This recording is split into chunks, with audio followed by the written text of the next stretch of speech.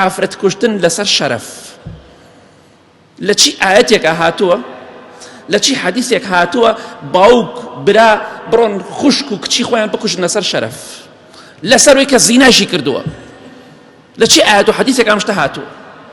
ئەمە دینی ئیسلام نییە ڕجاتان لێ دەکەم تکاتان لێ دەکەم ئاگادار بن کچەکانتان خراپەیان کردووە هەوڵ بدەن مەیان کوژن چکە کوشتنیان حەڵاڵ نییە بۆ هی خراپەیەکەوە لەگەڵ پیاوێکا دەرچۆ بیکوژیتەوە با خەڵکی بۆ خۆی قسە بکە گوێ لە قسەی خەڵک مەگرە باخوا تۆڕەت لێ تۆڕە نەبێت چونکە ئەوەی شەریک بۆ خوا بڕیاردا پەنا بەخوا خوا غەزەبی لێگرێ ئەوەی خەڵکی بکوژێ خوا غەزەبی لێگرێ بەناحەق ئاگاداری خۆت بە ئەم شتانە بەڕاستی لە دینی ئیسلامدا نییە ژنەکەم لەگەڵ فڵان کەسە دەچێت بیکوژن دەی کچەکەی دێ و کچی خۆتان کوژن وەی کوڕی خۆمان نەکوژن ئەمە کەی لە دیناشتی وا هاتوو ئەوە ئەگەر حکمی ئیسلام هەبێ ئافرەتێک مێردی هەبێ پیاوێک ژنی هەبێ